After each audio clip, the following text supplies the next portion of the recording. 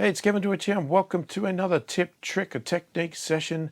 In this session, we're going to talk about creating MIDI drum parts.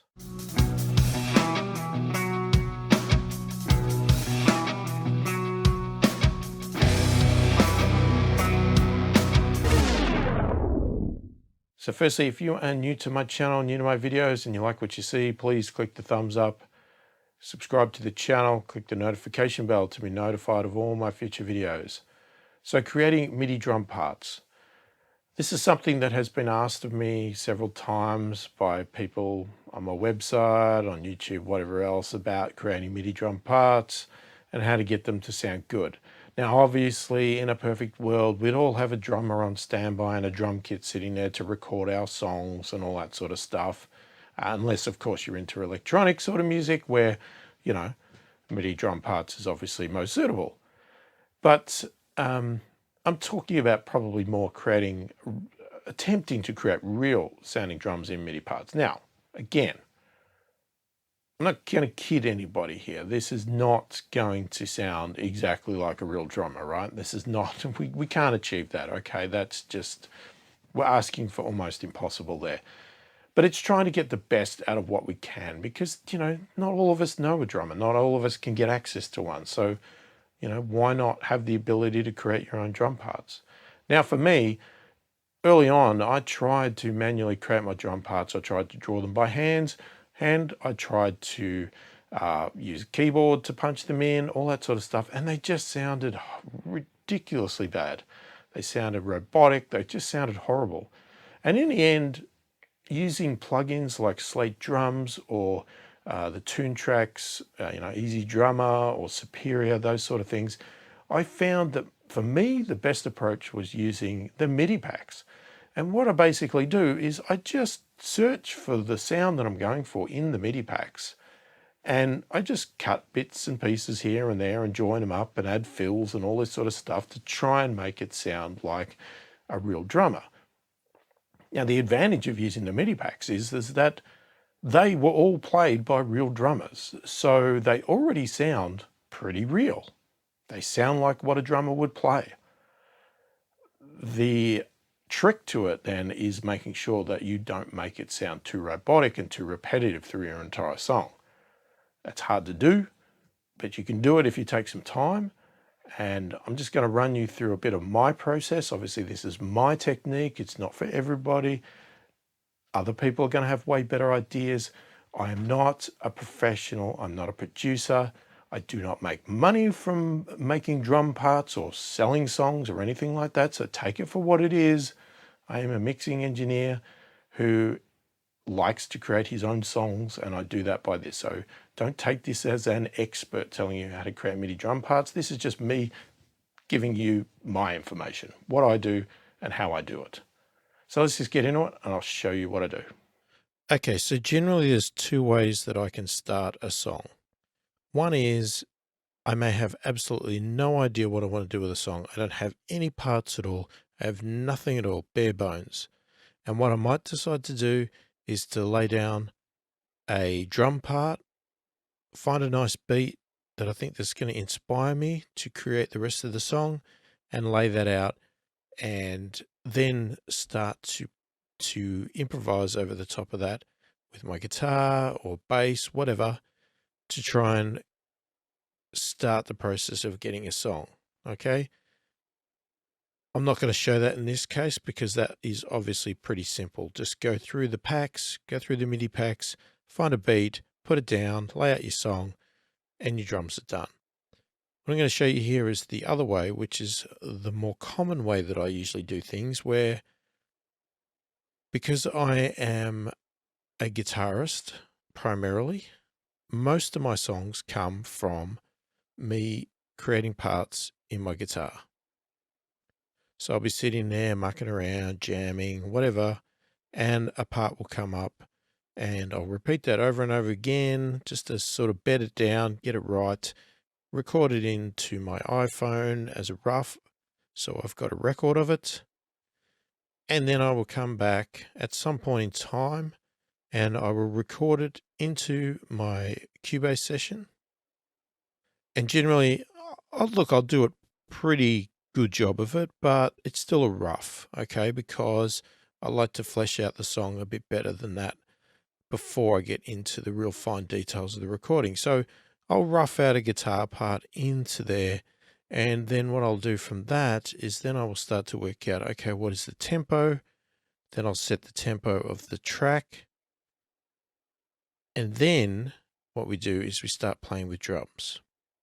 And what we want to do is we want to try and find a beat that's going to match the guitar part. Now, you may have a beat in your head because you may hear it. You'll be sitting there listening to your guitar part and you'll go, okay, this is the drum beat that I want. It might be a boom, ch, boom, boom, ch, boom, ch, boom, boom, ch, whatever the beat is. So you might be able to fast pace selecting your beat by at least quickly first finding a beat that matches that or is close to it. But even though I might have a beat in my head, I still like to flick through because sometimes you can get some really great inspiration because an unusual beat may come up that you didn't even think of that matches or closely matches the guitar part. And you go, okay, I like that. I want that. So that's the first step, is we're going to do that. Now, what we need to keep in mind is that it may not be perfect. So we might find a drum part that pretty much matches. It may be perfect. It may be exactly what you want, but it may also be the perfect drum part, but it doesn't quite match the guitar, but it's very close. And this is why I don't record the guitar the first time 100%, because then what I'll do is I'll mute that guitar part, pick up my real guitar, play the same part again with the new beat that I've got put down, and see if it matches even better by changing my playing style slightly to actually fit into the beat. And I'm talking just minute changes. I'm not talking about a total rewrite of the guitar part. Okay, the beat needs to be pretty close to right with the guitar part. So it's just a slight tweak here and there, just moving where you accent a note or something like that, just a little bit, just to lock it into that beat and see if it works. If it doesn't, scrap that beat, go look for some more. Okay, so it can be a little bit of time consuming process, okay, and a little bit tedious to go through all the beats. But when you get it right, it is very rewarding. So how I'm going to do that is I might basically pick a spot in the song and I might set it to repeat. And for instance, I've got here a guitar track.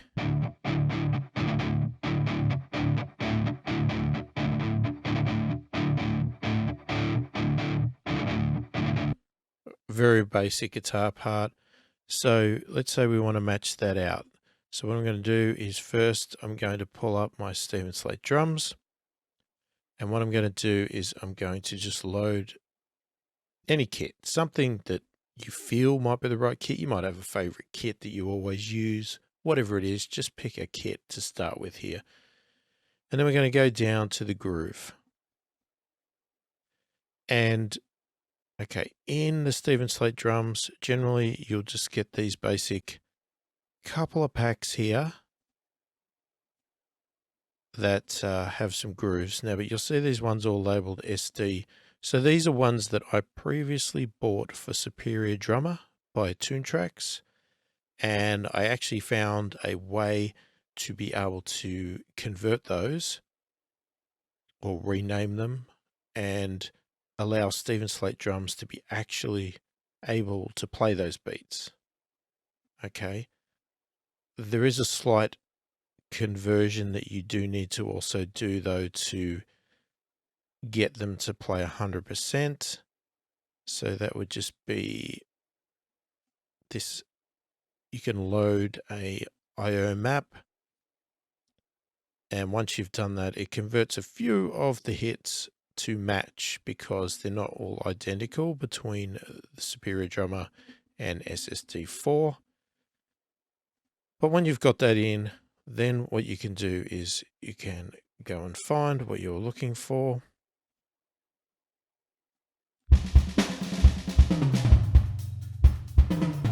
Okay, and you can start clicking around and it will automatically play them.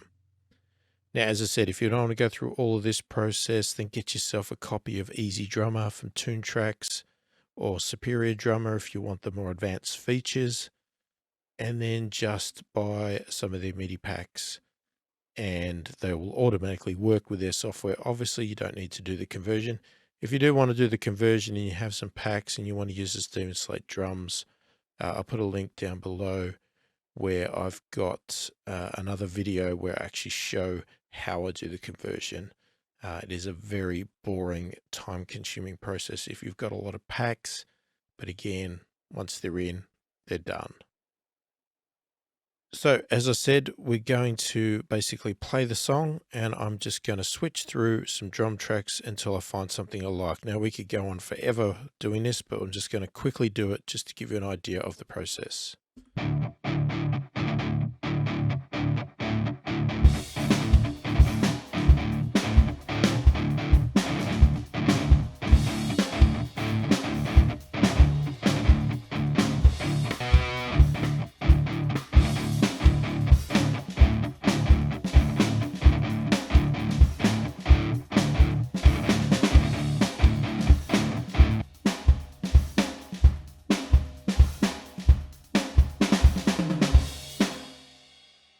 Okay, so let's say we like that part there. Obviously, that wasn't 100% playing in time. It wasn't starting exactly on the right beat there, but you'll get an idea. And of course, as soon as I click on it, it plays again. So let's stop that.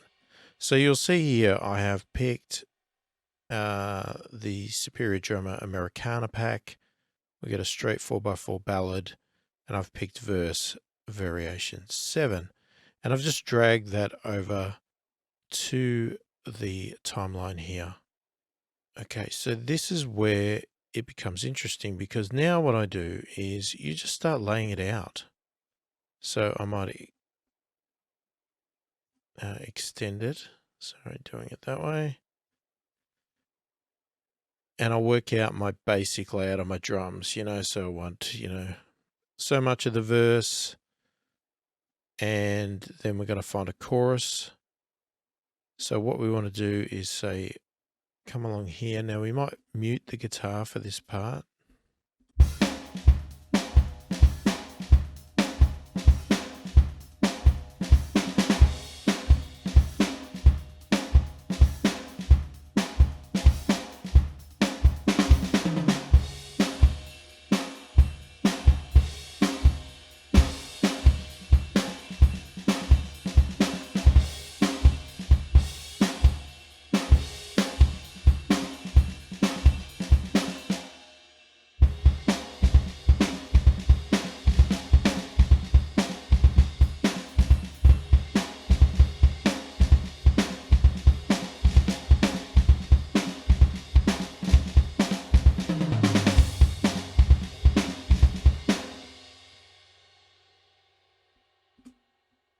Okay, so let's say we like that one there.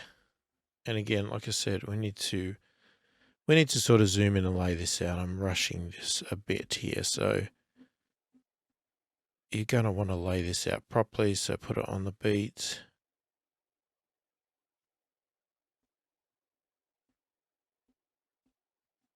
Okay, and let's just say we want 2 of those. Rid of that. So here's our chorus now. And we're going to lay that down there. So it might be just a single chorus. And then we might copy the verse back over here again. Maybe twice.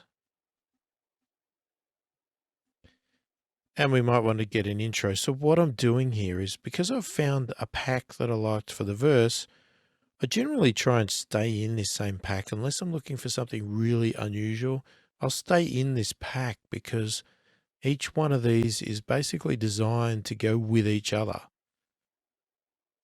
So they've been written that way. So we might come in here and go, okay, I want an intro.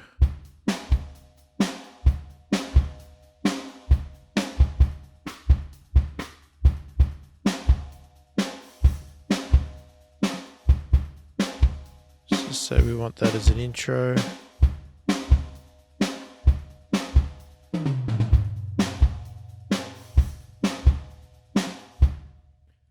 So now we've got an intro, a verse, a chorus, a verse. So we might duplicate the chorus again after that verse. And then we might go and look for a bridge section here. So, and obviously it depends on your structure of your song. You've got pre-choruses, you've got outros, whatever you need to actually do to fit your song. That's what you want to lay it out wise.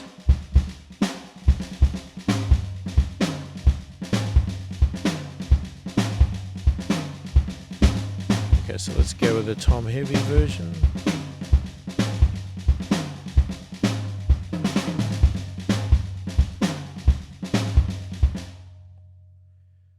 So we've got a bridge there, and then this time let's load it with a pre-chorus.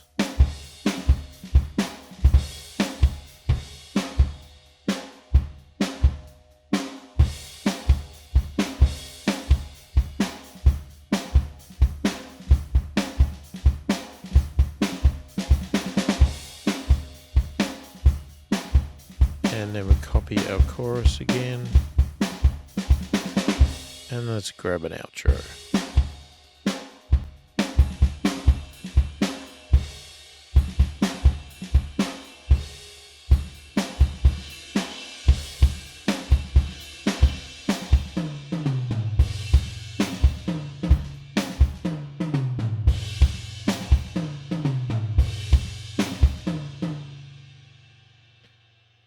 Okay, so we've got our song laid out here, and like I said, you need to obviously match it to your guitar part here, and again, we may come in and re-record this, our guitar part, to better match the drums. So if we just have the guitar muted and we just come in here and we just listen.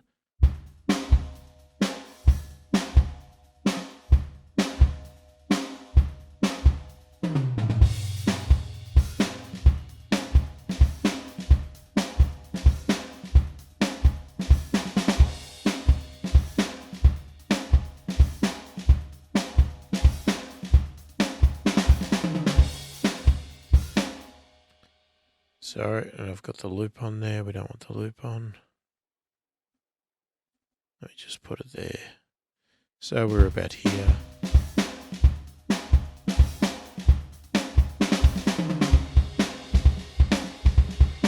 Switching into the chorus.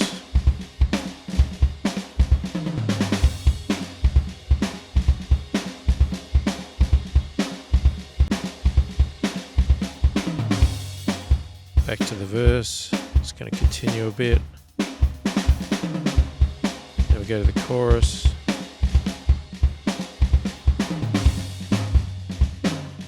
Do a bridge.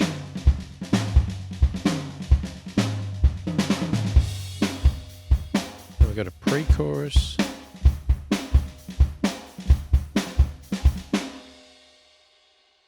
Sorry, the loop's in the wrong spot here. Turn the loop off.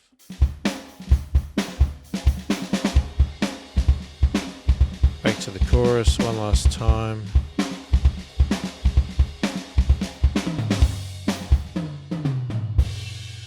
And an outro. Now you can hear there a lot of these components all had fills in them, but if they don't, that's where I would then come in and you see here we've got fills. All different types.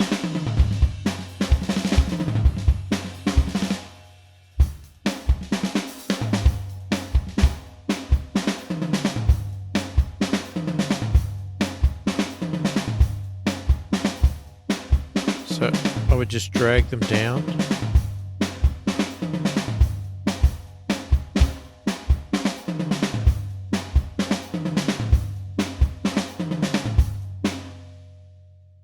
Just turn the autoplay off for a minute. So I'd just drag a few down. And then what I would do is actually place them. Okay, so we need to find a spot. So you might say, okay, I want to fill at the end of this beat here.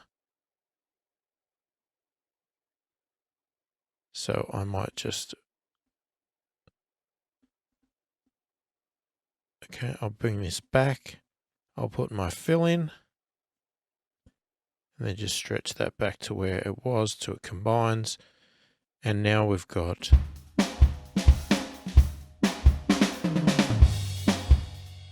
a fill in there. So I've got one fill. Now I find another fill, and let's say we do it again at the end of this verse component, and we'll put a different fill.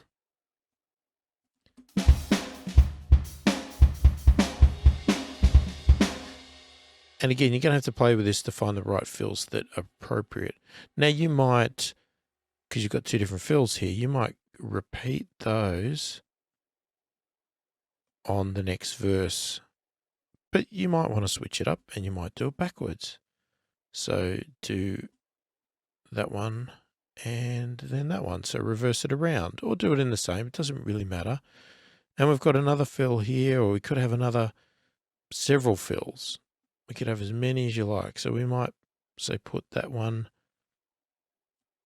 where this pre-chorus and the chorus is. So just drag that over.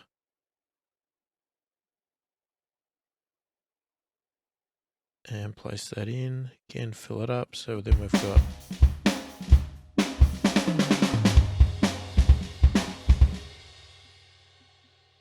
Okay, so in theory now we've got an entire song. We've got intros, we've got verses, we've got fills going on, we've got choruses, everything's great.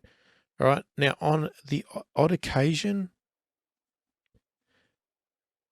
the part may be perfect to a point, but there's still something missing. There could be a need to add a couple of cymbal hits in certain spots. And that's where I would come in and I would just draw in a cymbal hit or whatever I need to do, just find the right notes.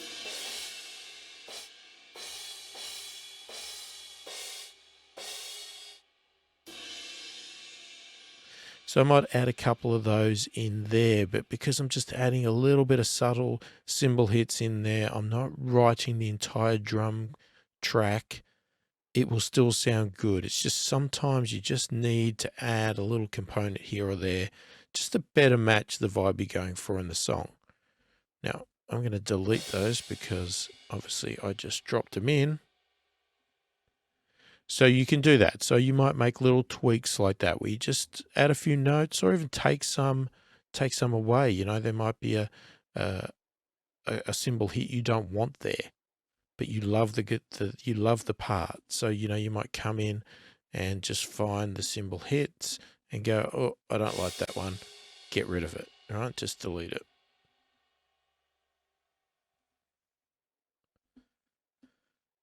So we've got that. And if we brought in our guitars, it'd probably sound horrible because it's probably not lined up to the beat.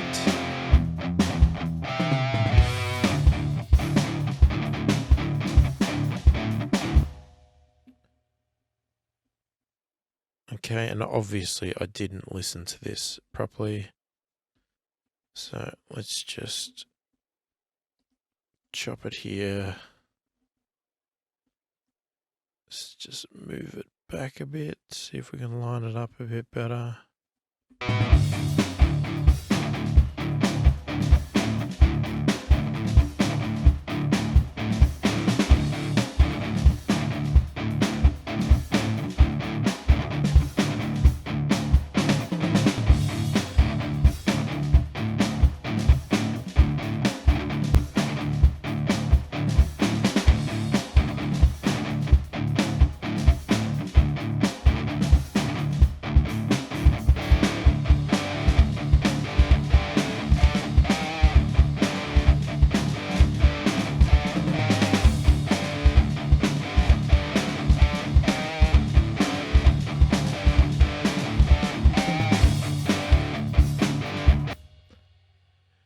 So that's not bad. The chorus, obviously the drum part, I didn't listen to that, so that doesn't really match. But the verse doesn't sound too bad actually for a few minutes work here.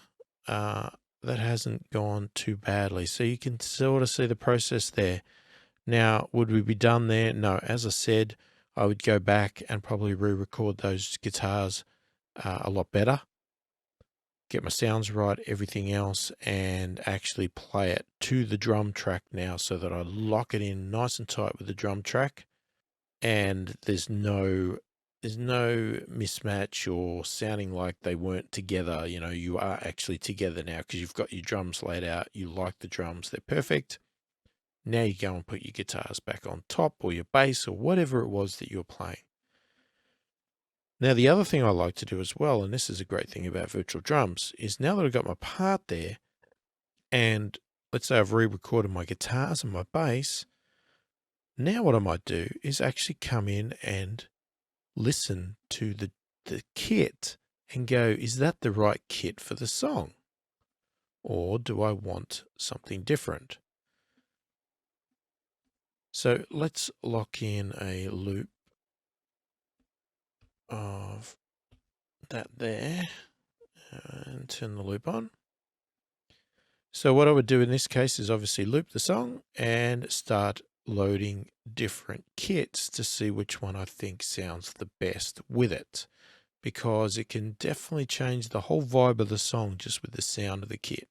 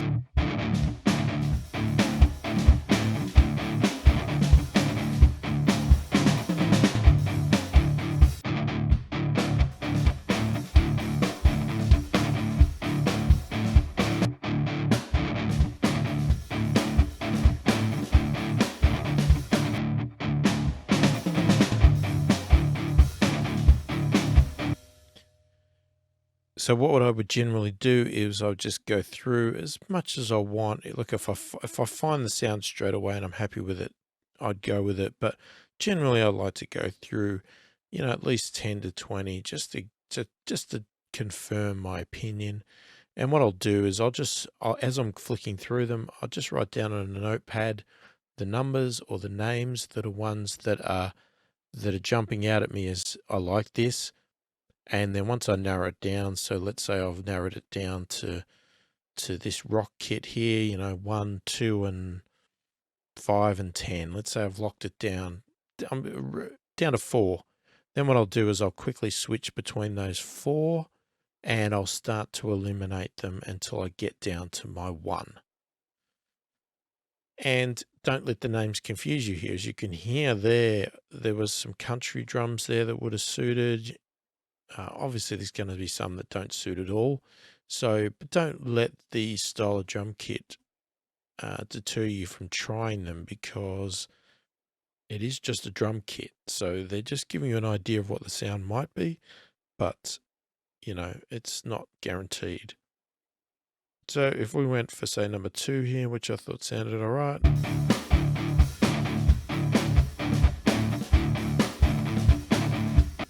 Now you can obviously take this to another level again, and you can switch out the drums or change the style here, so you can actually edit the instrument and, perfect each. You might say, I love that snare, not real keen on the toms, or I want to switch out these cymbals, whatever it is. You can obviously do that to that level, depending on which software you're using, whether you're using the Stephen Slate drums or Easy Drummer or Superior or any other drums, right? We're not locked to the ones that I've said. You can pick any drums you like, as long as you've got the functionality you like. So I generally won't swap instruments out unless I have really struggled to find the perfect kit, but I have a kit that might be overall great. So I might find one that has all the right toms, all the right cymbals, and the right kick, but I'm just not happy with the snare. Then I might swap out the snare, or vice versa. It might be everything's great except I don't like the kick, and I might swap out the kick. That's generally about the level I might do to adjust these drums. I like to just sort of stick with what basically the professionals have picked. You've got other packs here, so we could have put it with a Chris Lord Algae style drum kit here, which he's obviously professionally got this recorded and set up for this software, and we can listen to see if his style fits in with this song. You might have to adjust the volume a bit because it's a bit loud. But that's a really thumping kit there. So that could suit your style better. You can buy these obviously additional packs if you so choose. Recommendations for software. Obviously, I like the sound of the Stephen Slate drums, but if you are after lots and lots of grooves, Stephen Slate drums is not the one to get for you, because when I bought this, it came with these couple of packs, and I've never seen him release any other pack since. So he's not into creating MIDI grooves, whereas you can see all of the Superior drum ones I have, and I haven't bought any for a few years now, and I'm sure there's a ton more available. So if you want lots and lots of MIDI grooves, then I suggest check out the Tune Tracks Easy Drummer or Superior Drummer product. If you don't want the MIDI tracks, you want some great sounding drums, then I use the Stephen Slate drums. I think they sound very natural and fantastic. But there's plenty of other products out there, so try them out and see which one you like the best. One suggestion I do make when you are trying to pick your ones: listen to the cymbals. I find that the cymbals are what really screams fake drums to me, and this is why I like the Stephen Slate drums. To me, the cymbals sound really authentic and natural, whereas I've heard other virtual drum kits where everything sounds great, but the cymbals just sound absolutely horrible, and they're impossible to mix into your song nicely without them sounding terrible and fake. So have a listen to the entire kit, but pay attention to the cymbals, because that to me is the spot where the problems come in with fake drums. So there you go. That is creating MIDI drum parts. Let me know what you think of my technique in the comments below. Do you think I'm doing it all wrong? Do you like my approach? Are you going to do it on your mixes? Do you already do it? Do you have a better approach? What do you do to create your drums? I'd love to hear your opinion. If you have any questions about the process or anything like that, please feel free to put them in the comments as well. Love to help wherever I can. If you do like the video, please click the thumbs up, subscribe to the channel, click the notification bell to be notified of all my future videos. Hopefully the video has been helpful. Thank you for watching, and I will catch you in the next one.